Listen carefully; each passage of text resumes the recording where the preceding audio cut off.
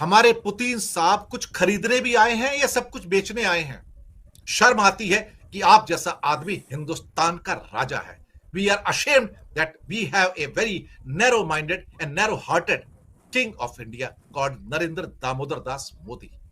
सिर्फ दिल्ली से सुबह आज 235 फ्लाइट सारे दिन की कैंसिल हुई और इंडिया के अंदर हजारों फ्लाइट्स कैंसिल होती हैं।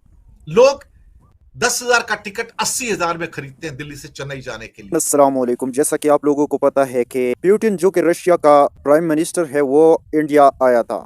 तो उन्होंने इंडिया से एक डील किया कि हम आप लोगों पर अपने तेल बेचेंगे, सब कुछ बेचेंगे, मगर जब सवाल आया इंडिया से खरीदने का तो उन्होंने साफ इनकार किया है। इस बात पर इंडिया के मशहूर जर्नलिस्ट बहुत गुस्सा हो गया है अपने प्राइम मिनिस्टर पर। इस पर आप लोगों के साथ इंडियन जर्नलिस्ट के मुकम्मल वीडियो शेयर करते हैं, तो हमारे साथ वीडियो में लास्ट तक रहिएगा। हमारे पुतिन साहब कुछ खरीदने भी आए हैं या सब कुछ बेचने आए हैं? वो सब कुछ बेचने के लिए आए हैं, वो कुछ भी खरीदने के लिए नहीं आए भारत से। आपको भारत से कहा जा रहा है कि सब कुछ खरीदो, सब कुछ खरीदो, लेकिन टोटल हमारा ट्रेड कितना है? $5 बिलियन का। इंडिया का एक्सपोर्ट कितना है? $5 बिलियन। और हम कितना मंगाते थे उनसे? $65 बिलियन रशिया से जो तेल का आता था, मिलिट्री का अलग से है।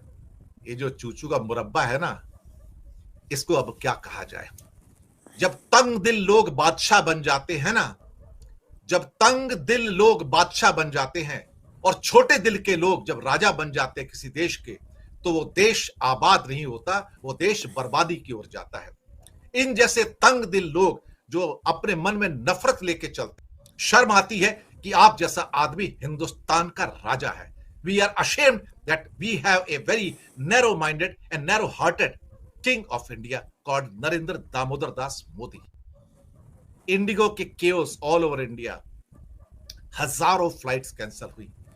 सिर्फ दिल्ली से सुबह आज 235 फ्लाइट सारे दिन की कैंसिल हुई और इंडिया के अंदर हजारों फ्लाइट्स कैंसिल होती हैं।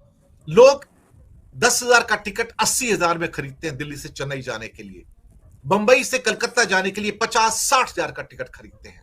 दिल्ली से पटना का 40,000 का टिकट खरीदते हैं। इवन मुंबई से लेके गोवा का टिकट जो है साहब, उसको 30,000 40,000 में खरीदा जाता है। लूट की कोई लिमिट है? और फिर कहते हैं हमारा देश संस्कारी है, ये हमारे संस्कार हैं, हम सत्य के रास्ते पर चलते हैं।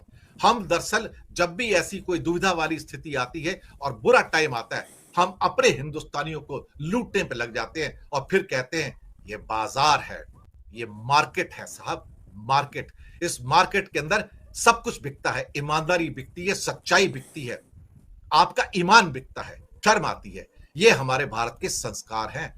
हर दुविधा के अंदर जब कभी ऐसी दुर्भाग्यपूर्ण स्थिति आती है, तब साहब पता लगता है कि एक देश का, लोगों का चरित्र क्या है।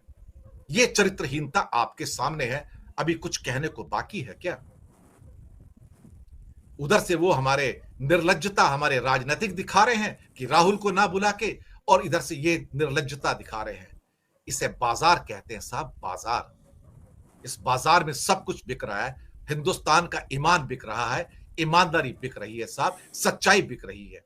और जीत कौन रहा है? जो मक्कार है वो जीत रहा है, जो धोखा दे रहे हैं वो जीत रहे हैं, जो पाखंड कर रहे हैं और षड्यंत्र कर रहे हैं वो जीत रहे हैं। That is the modern India.